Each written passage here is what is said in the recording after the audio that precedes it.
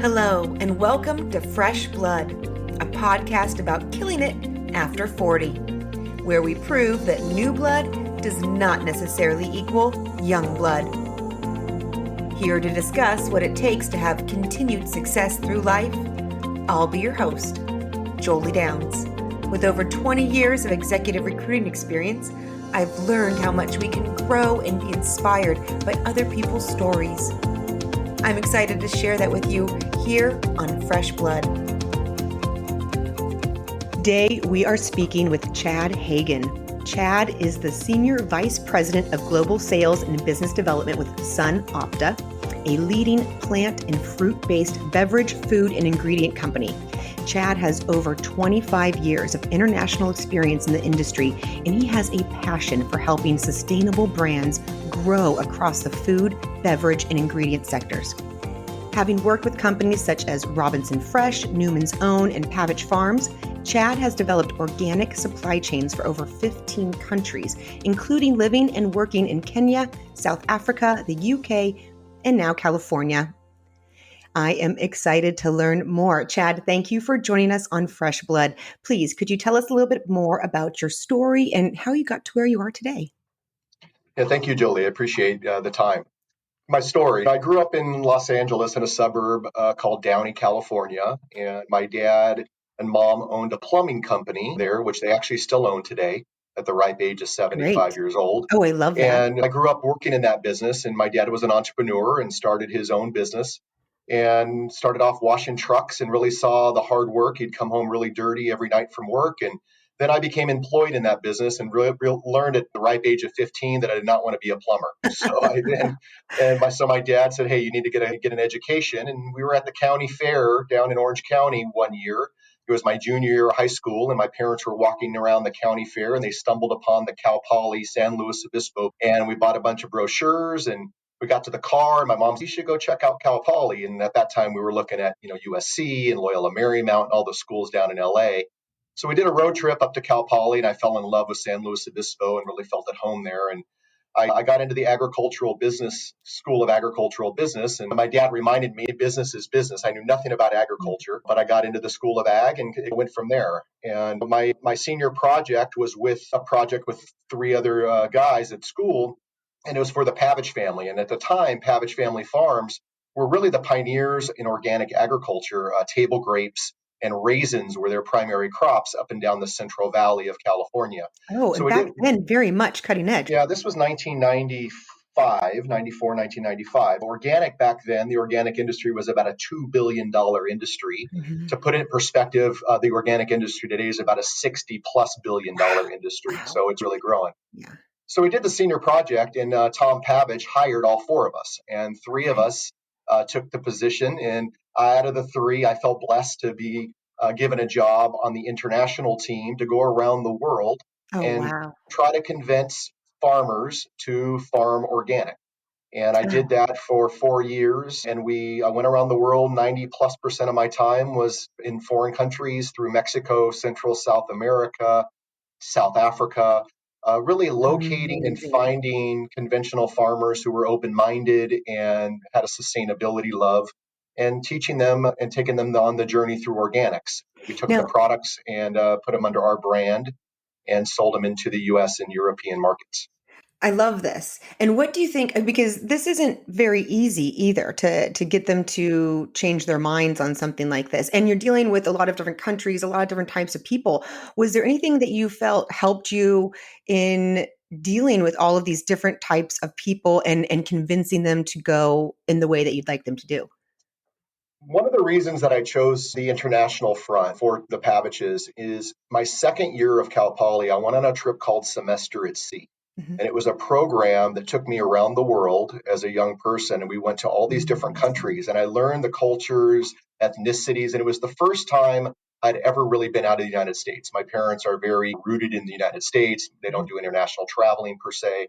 So that really opened my eyes up to the world. And I did this for 4 months. So that Amazing. helped me learn culture, different people as a young person. So when I got now out into the working world and I was having to go around to all these countries, it helped me get that lens of trying to, bring them along. And back then, organic was so new that we really had to educate them with soil health, helping them deal with insecticides and pesticides and bringing them along that journey. So it was a challenging time. Organic was in its very much of its infancy, but it was really rewarding as well to develop a lot of first supply chains in a lot of these countries. It was exciting. No, that's amazing. And so where did you go from there? Did you move up So through the ranks within Pavich? yeah, so I was with Pavich for 4 years, and then I ended up actually moving to South Africa. One of my growers convinced me to move down there and flip it. So instead of becoming on the marketing side, I became on the grower side. So Oh, we wow. started our own company down there, and we got into farming table grapes organically and sending them back to Pavich in the United States and to supermarkets over in Europe. So So this was a new business, though. This was a completely new. You started this with this partner, that's correct. Yep, and moved down into in Cape South Town. Africa. Tell me about that really quick, because that's a big decision. How did you make that decision? What helped you take the plunge for that? I always told myself when I was in my early 20s, it was all going to be about education and experience. It wasn't going to be necessarily about chasing the money. So Mhm. I had an opportunity. I fell in love with South Africa. I'd go there every third month, going down there for business. And Berdaw Funny Kirk was a good friend of mine who was a grower, and he convinced me, hey, why don't you move down here and you can have a lot more impact into the local country, down here, and we'll start this venture and off we go. And that was a really exciting time. I got a chance to live down there for a number of years and really be engulfed in the culture. And it was just a great time of my life. Um, Amazing. then I moved back to the States and I did a couple different things for a few years. I started an e-commerce company called O Vertical, which was piecing together back in the .com days, the organic vertical from buyer and seller. So I did that for a number of years. And I shifted gears and I got into the organic fashion industry using organic cotton for a couple of years. So just some kind of entrepreneurial things. Never hit any home runs with it, but it was great experiences. Hmm. And then at 30 years old, I decided, hey, I'm going to get serious now and get back into my career, and got back into the fresh produce side and went to work for, which is now Robinson Fresh. I have a mentor and a friend who had sold his company to C.H. Robinson, which is now known as Robinson Fresh, and we Hmm. developed a brand for Paul Newman under the Newman's own brand. And Very I did cool. that for a number of years, and we built that up to about 100 plus SKUs. And Walmart was our horse at the time, and that was another exciting kind of chapter of my life, building the Newman's brand. And I loved what Paul Newman developed and the charity that he was doing with his food company. So that was What was the a great. charity? Paul developed a charity for kids, and Hmm. he's really an advocate for children and children's education. And he did that for a number of years before, and his daughter Nell had picked that up to create Newman's Own Organics as well. And so that's tied in. His nonprofit work is tied That's in with his brand. with this food company. That's Oh, correct. fantastic! I Yep, actually didn't know that. So and it still is today. Yeah. wonderful. That's Yeah, great. and then 13 years ago, I had an opportunity to go to work for SunOpta, and SunOpta is a sustainability company that's really rooted in manufacturing good quality organic food. And we have two business units. One is a plant-based business unit, which is approximately $400 million in size. And we have a fruit-based business unit, which is approximately the same size. So Wow. combined, we're about an $850 million company. It's a publicly traded company. And I've worked on the sales side and the business development side for the 13 years. Wonderful. And you successfully climbed the corporate ladder throughout these industries throughout your career. I'm curious if there's anything that you feel has helped you the most in accomplishing that, because this is something that a lot of people are looking for as their goal. So is there anything that you feel has helped you that could help others? I've kept true to my passion, and the why behind Chad Hagen is Hmm. really a couple things. It's the passion for sustainability. I've wanted to develop a career and make a living by providing something back. And I get really a lot of personal gratitude by being able to build and work for an organization that's improving the planet, not just making Love the it. Yeah. money, but it's creating a sustainability model that we can sure make profit, but also give back to the planet and make the planet a more sustainable place. And then through that, create great products for people, all ages of people. Staying true to my passion, that's been my main kind of North Star as I've developed my career and just going really deep in the industry and the knowledge base. I call it kicking the dirt. I love to get out in the fields. I love to be out there with the growers. I love to be in our manufacturing facilities. All those have helped me stay true to kind of who I am as a person, which has been helping me with the keys to my continued success. And I love the passion too, because that's so important. The more we are reading about these climate change reports that are coming out, we need all the more people with this passion and companies that are paying attention to this to give back to Earth and how we can be sustainable. So thank you for that, I have to say. Now, and do you think there's anything, because as you go through the ranks, I'm sure there's other people who have a similar passion. Is there anything that you feel has helped you be the one that's chosen for promotion? Let's be real, every step of the way, right? There's some competition. That Yeah, promotion. absolutely. A key to it is I went from being the quarterback in our organization and being on the front lines, sales leader, um, really on the sharp end of the stick, going out there and putting together the deals, building the relationships with the customers, to pivoting over the last, say, 5+ years to being the coach. And those Mm-hmm. roles are very different. I played quarterback extremely well. I was able to have a lot of success in the organization, landing some, very sizable programs with leading retailers and food service accounts. So through that success as a quarterback, of course, you get the recognition and you get the awareness within the organization. And with that comes your promotion. Now I've pivoted into a much more of a coaching role, and I have a very broad team now. And it's about coaching and it's about really establishing strong relationships, both internal and external, and just being a solid coach. And Yeah. part of that is being a really good listener, your listening skills and what's important to them on your team and really that team dynamic. And secondly is really creating a tight culture. And that's what we've really tried to do at SunOpta over the last couple of years is building a really cohesive culture amongst all of our So people. important. Yeah. Because without culture, you're never going to be able to keep the glue together. And I think Mm-mm. that's one of the reasons that we've had some pretty incredible success over the last 18 months is we are starting to see the impact of that cultural building. That's wonderful. You're absolutely right. Culture is everything in this day and age. It is what keeps the people there, and the people are what make the company run, the people what make it successful. So you have to have that strong culture. Now, you said that you've had a lot of success over the past 18 months. How did this pandemic affect your work and your company overall? Did you guys, it sounds like you flourished? Yeah, we did. We had an incredible year last year. The pandemic our diversity really helped us. We have a very diverse customer base. So we have a strong retail presence. So in the pandemic, the likes of the Walmart, Safeways, the Targets of the world, that retail business, we had a really time keeping up with the growth of it because Oh, people were yeah. at home shopping and Oh, doing a yeah. lot of online shopping. On the food service side, that's an area that struggled. The Starbucks and the food service world when the pandemic hit, it was a struggle. So because of our diversity, customer diversity, it really helped us ride through the waves. And we were executing very well at the plant level. At the end of the day, we're a manufacturer and we have 1,800 people in our organization. And the majority of those folks come in every day, put their hard hat on, put their face coverings on, and they're working hard in our facilities, making food for the company. And we executed extremely well at the manufacturing level. So we had a lot of COVID protocols that worked well, kept our facilities and our people safe. And because of that, we were able to push through and have a lot of success last year. That's fantastic. Now, out of all of the things that you've done, you've had a lot of successes throughout your career, throughout life. What do you feel has been one of your greatest successes, and what did you learn from it? My greatest success today is life balance. I work extremely hard and like the rest of us long hours, and I put a lot of heart and soul into my work. But I've been able to carve out a space where I have a family now. I have a young son and daughter, and my wife Carrie, and it's really important for me to have that life balance. And my children now are 9 and 11 years old, and it goes in a blink of a flash. And Yes.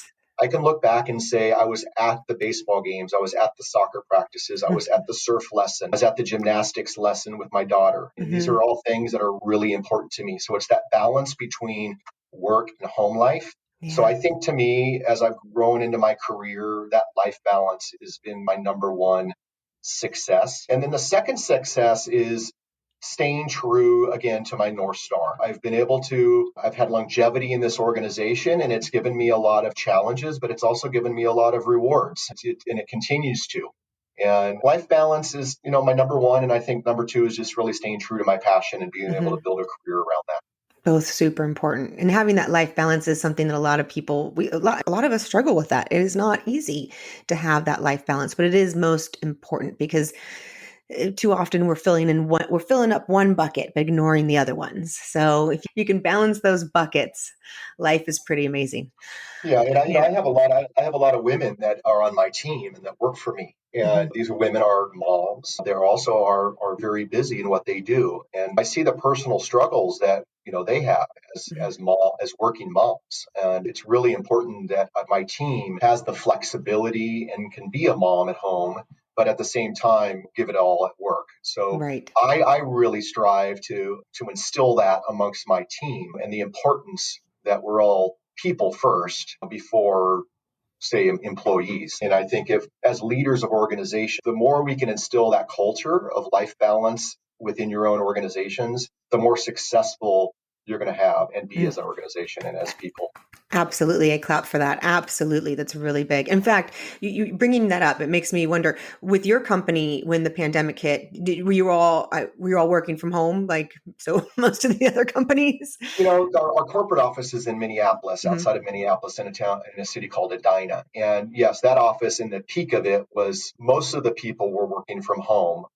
The R&D teams, because they're working in the labs that are Hmm. food scientists, they were in there every day. And then Hmm. again, the vast majority of SunOpta's employees are at the plants. And those Hmm. folks didn't have the choice to sit at home Yeah. and get and stand behind a Hmm. computer screen. They had to go in They had to and go in. get Yeah. processed food and make soy milk or oat milk for us or put strawberries in a bag every day. You have to self-reflect and say, okay, as a leader of this Hmm. organization, where is the bulk of your people? And so through the pandemic, the vast majority of our folks worked every single day and went into the office, which is our plants, every Hmm. day. Oh, thank you to those people. That's how we got all of our, all the things at the grocery store that we're buying, correct? That's right. Yep. So thank you to all those people. Oh man. So what about the flip side of it, Chad? What about a time that you had a perceived failure or dealt with a really big mistake or an obstacle, and what did you learn from it? When I got back from Africa, I got wrapped up in the whole .com. There was a lot of friends of mine that were making a lot of money. I was Hmm. living in San Francisco at the time, and I tried to piece together what I thought was this great idea and created a .com for Hmm. myself. And I pulled together some incredible mentors, and I had a board of directors and raised money and spent the money.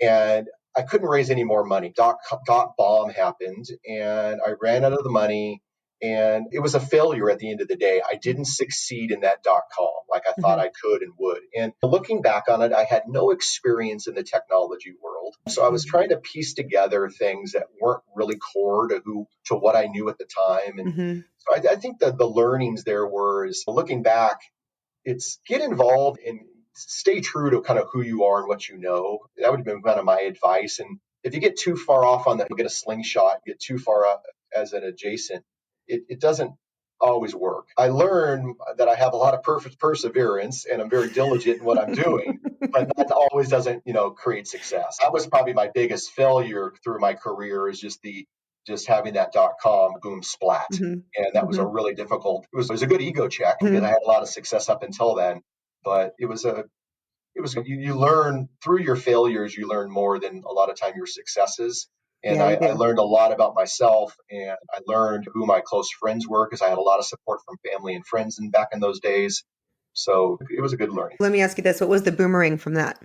What happened? It was really focus. I got back into, I hit the ripe age of 30 and I decided to myself, now what? What am I Hmm. going to do now? And it got me back into get back into my getting rooted again into success. So that's when I went to work back into the produce industry, back into my core Hmm. and slingshotted from there. Yeah, that sounds Yep. about right. So, through all this, what do you believe is key to having continued success throughout life? Again, I want to go back to what makes you as your person. And for me, continued success for me is I want to continue having a career and building a culture and a team and making great products for people and have my kind of legacy and the way Chad made his income and built his family and supported his family was through good products, and a healthy planet. Mm-hmm. And that's my North Star, and I'm going to continue on that path. It's team, culture, family, and Mm-hmm. probably not in that order. Family for me is always first. Yeah. But that's going to continue to drive my success. And again, back to being a coach, I get more reward now and more joy in seeing my team succeed, Mm-hmm. seeing those salespeople that are out there on the regional level bringing home some wins and watching them land the deal with Costco or Walmart or Sam's and empowering the organization to be able to get out there and really succeed. Yeah. And when you're an impactful manager like that and making a positive impact on your team in that way, you really can't measure what the results that you have in this world as far as how that moves forward in their own lives too. There's so much that you can give to the people around you. So the fact that you have your focus on really being that strong coach and helping your team become those great quarterbacks, that's a beautiful thing. And that's really, it made me think as you were talking earlier that it sounded like you started doing that, and that's something that helped you continue to move through ranks because you started embodying that, if you will, and so they could see you as that manager, and you were moving through the ranks. Would you say that's accurate? Yeah, 100%. Yeah. Mhm. And I just finished a good book. It was called What Got You Here Won't Get You There. And it was recommended to me by a peer in my organization. And it talks about being a great leader. It's really helping others achieve their goals, Mhm. not a great achiever who's good at achieving their own goals. Mhm. And I take that to heart now. It's, how do we set up and how do I help my team reach for the sky, set clear expectations and goals, and then set them loose and allow and watch them be successful in their lane. That's a pivoting. And if you're a young sales executive listening, that's the pivot from being the quarterback to the coach. And Mhm. it's really that pivot that's really critical if you're going to be a solid and a great leader, especially within a sales organization. Mhm. Yeah, it's a talent that you need to develop. Is there anything that you've learned in that aspect to speak to someone who is learning how to mentor right now or in their first management position that you have found has helped you be a strong manager? Listening is really the key. Right. When you're the quarterback and you're charging, it's all about winning. And now it's less personally about your personal winning, and you take a step back and you're really listening a lot more, and you're Mhm. listening to people's needs, the organization's needs. So that's, I think, the number one as you move up into and managing more and more in larger teams. It's that listening piece. And another thing is just giving some gratitude. Thank you, and gratitude goes a long ways. So I really try to let the people around me that are even small, even it could be the smallest things, but that are really putting the time and energy and the passion into the organization, that they're thanked and they're given some gratitude. I think that goes a long ways. And then and also, what do you stop? What do you stop doing? That's a hard piece. It's you go through your life and your daily grind. You got Mhm. to sometimes self-reflect and say, what am I doing that's not value add? Right. And how can I stop those things? And I think that's a critical piece. And I don't It think a lot is. of folks can self-reflect and decide, what do I need to do in my life and what am I going to stop to allow me to have the time to be Mhm. more and more successful. You're so right. It is, and it is taking the time to self-reflect, and we so often don't take that time but asking yourself those questions, those are the right types of questions. What is this? What I want to be doing? What would I like to eliminate from my life? How can I do that? And then once you start figuring that out, it just makes your life so much more beautiful.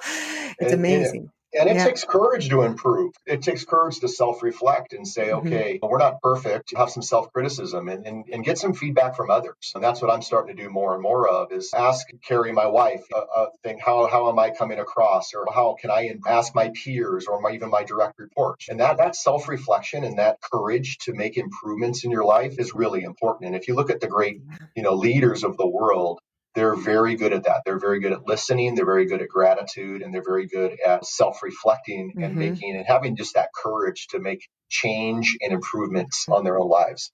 That's powerful right there. I hope we could all just do that, be open and courageous enough to ask that like you said, at each, your peers, your wife, your romantic partner, your friends, or the people you work with, how much better could we be? And it's just even that tiny little bit, just a little tiny bit each day Mm-hmm. or each week.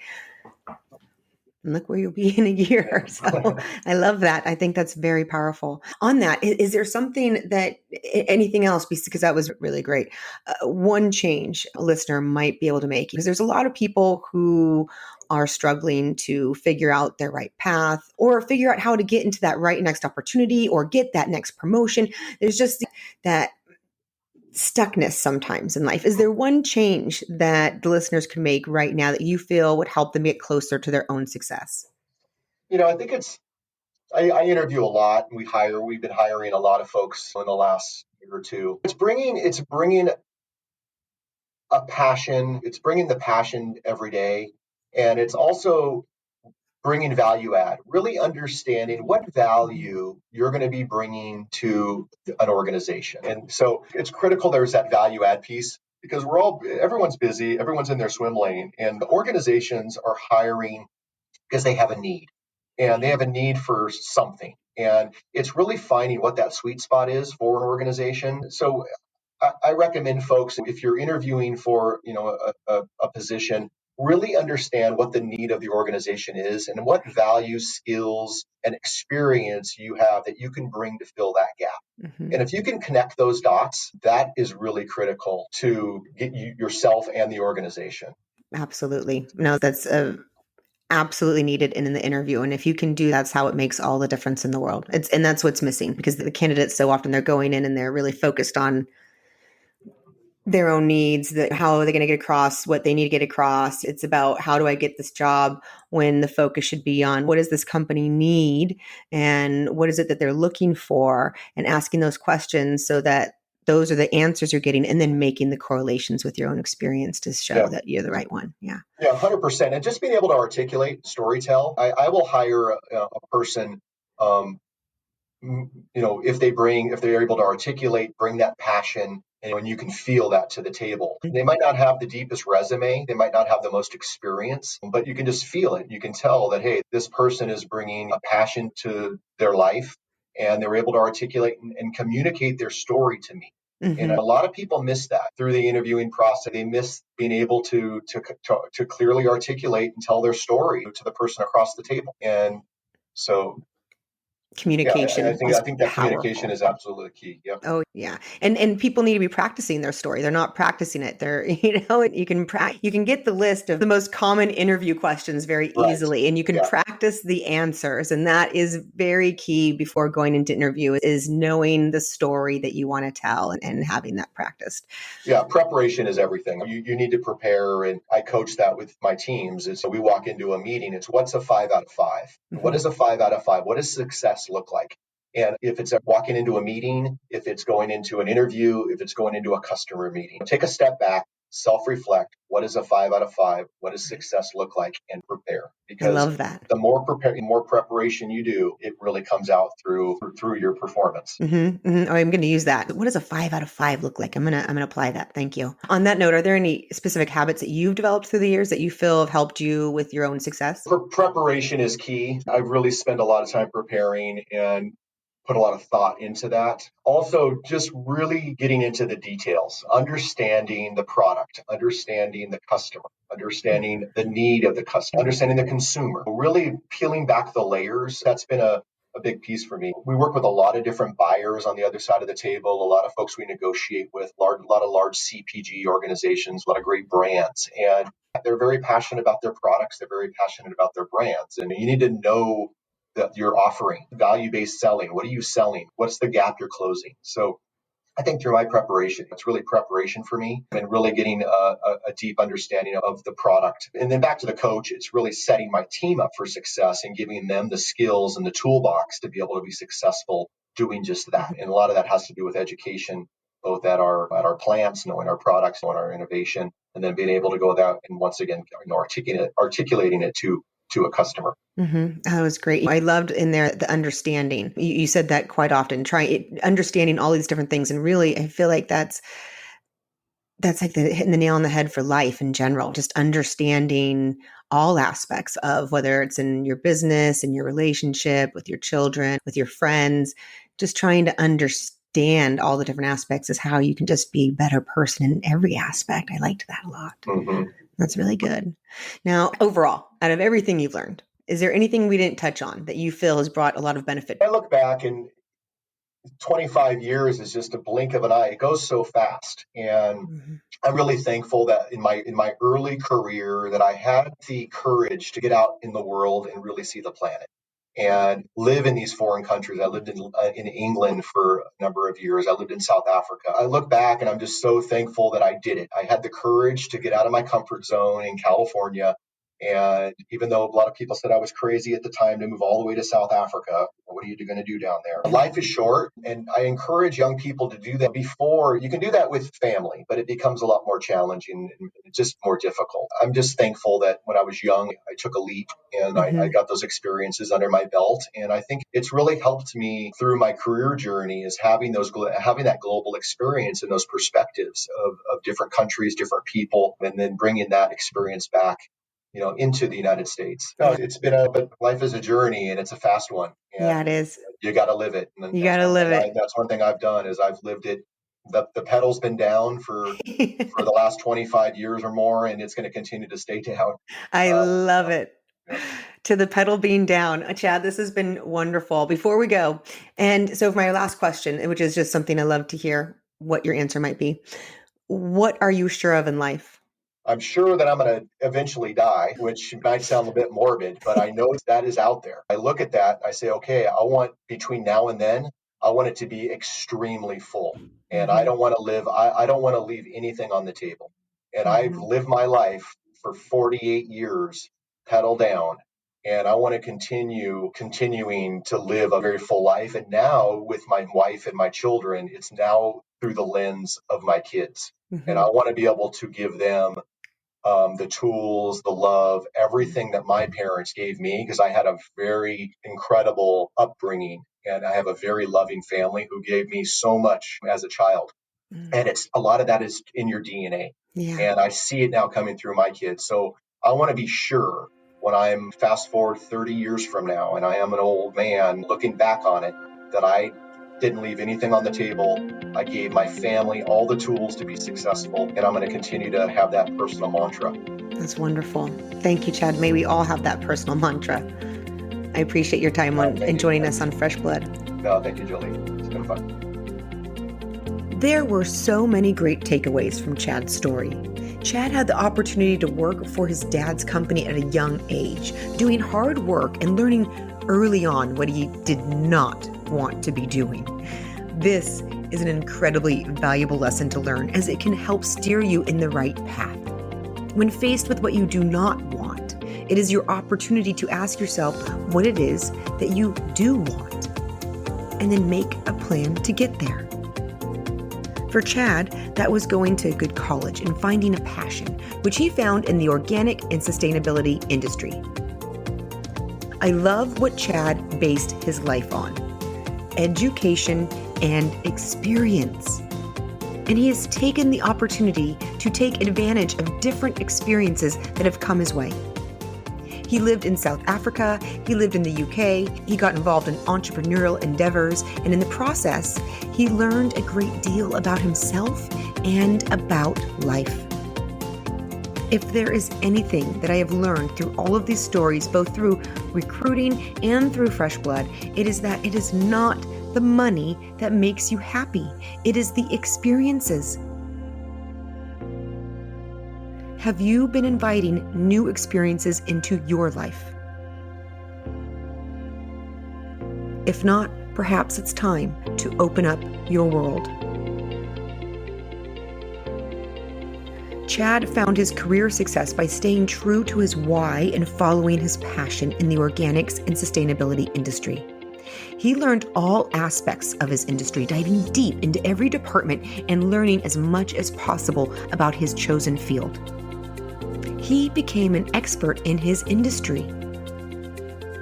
Are you doing the same? This is key in moving up the ladder within any industry and organization. Think about your current career. Have you been learning about all aspects in your industry? Have you been diving deep to understand current trends, competitors, the inner workings of your company, team members, best practices, and more? Are you continuing your own education within your chosen field? If not, perhaps it's time for a refresher. Things are always changing, and it's good to check in and see what's new and happening, staying relevant and educated in your specific area. Chad moved his way up the ranks and shared with us a key aspect to becoming a leader in an organization. Chad made the pivot from being the quarterback in his organization to coach, helping others develop those quarterback skills. He is now establishing those strong relationships both inside and outside of the organization and making an even bigger impact that really cannot be fully measured.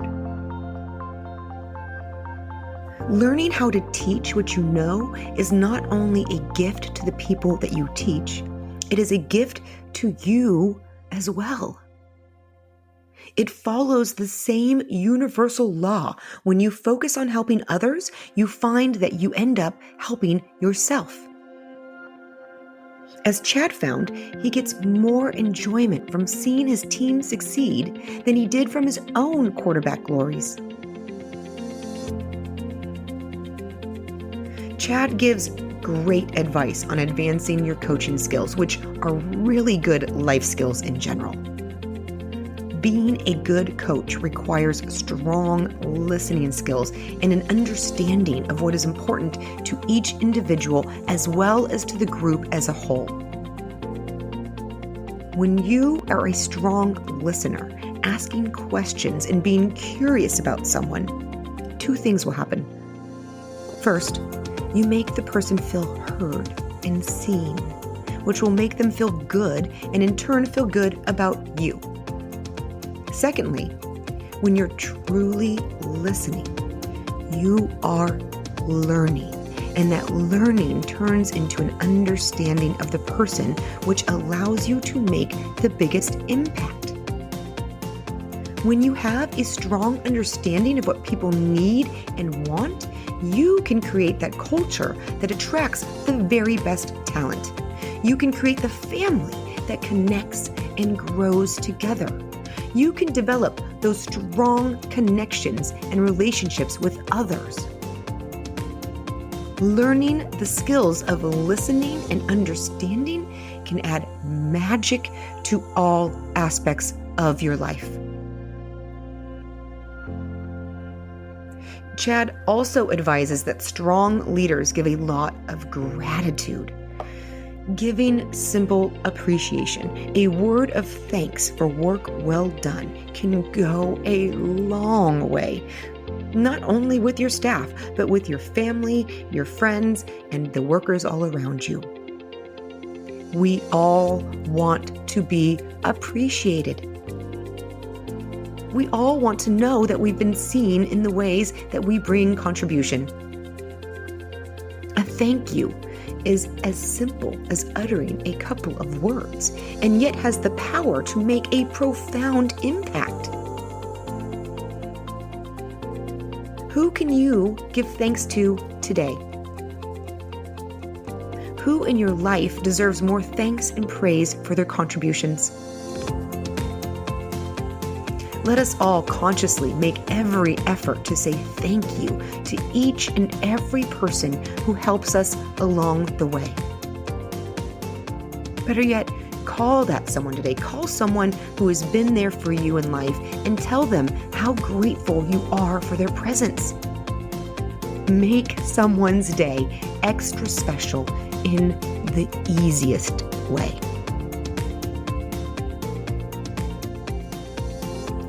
Strong leaders, they also take time to self-reflect. Self-reflection is imperative if you want to become the very best version of yourself. As Chad said, it takes courage to improve. It takes courage to self-reflect and look at the ways in which you could be doing better. It takes bravery to accept feedback and examine the areas needing improvement. Once you are able to open that door, The personal rewards from such an examination come flooding in, and they are significant. Your team will thank you.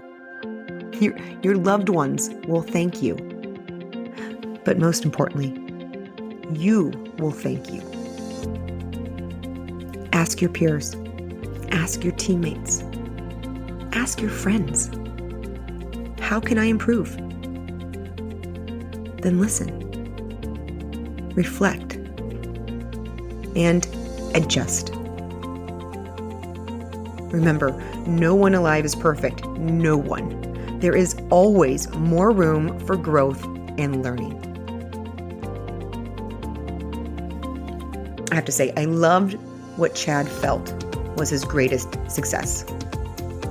For him, it was balance, maintaining a good work-life balance where he puts his heart and soul into both his work and his family, carving out a good home life among the career success. Balance is so important to living that successful and fulfilled life. Take a good look at your life. Look at your career, your family, your friends, your love, your health, your spirituality, your personal character and goals. Are you giving attention to all of the important categories in your life? Are you spending time on your personal goals as well as your professional goals? Are you spending time with loved ones? Are you spending time feeding your soul as well as your mind? Reflect and become aware of the areas that need your attention.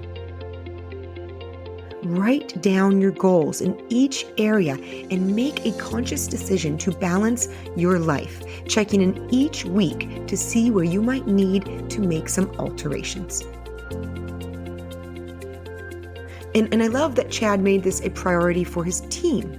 As he said, they are people first, employees second.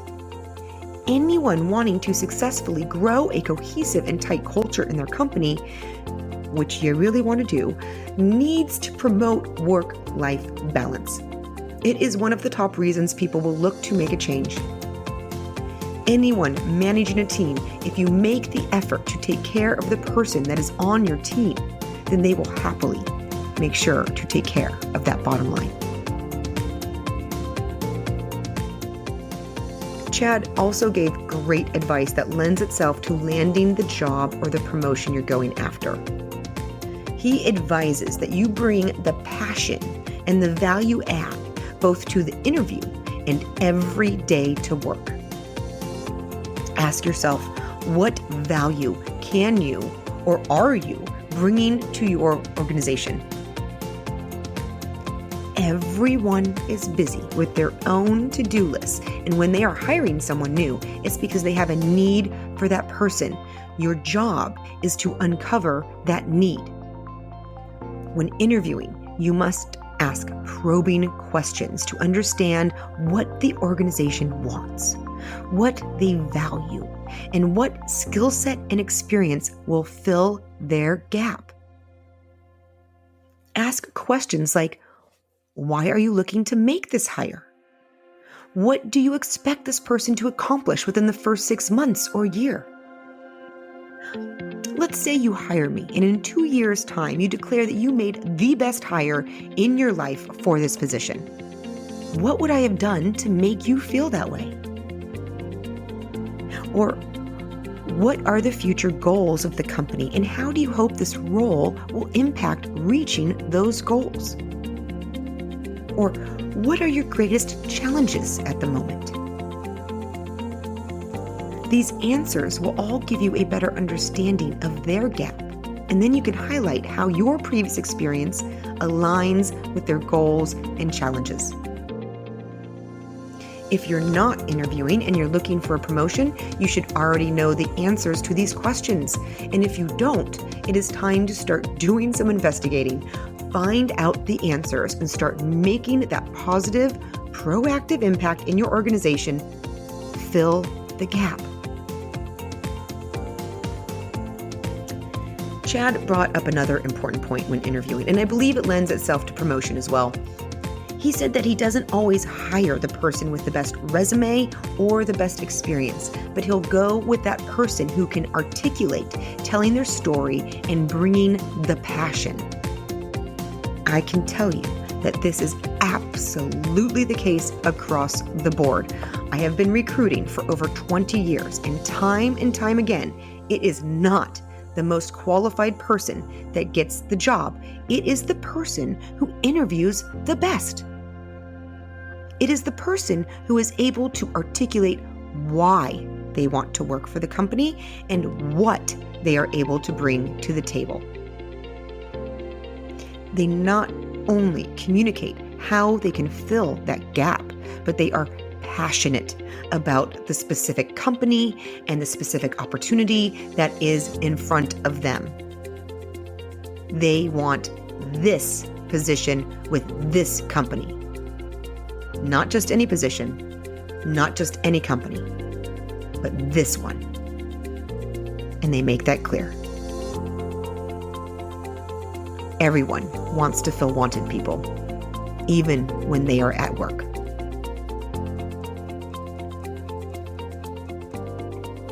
You can also up your interview or promotion game by being prepared. As Chad said, preparation is everything. What are your answers to the most common interview questions? Who are you meeting with? Research them. Find out what you can about the people and the company.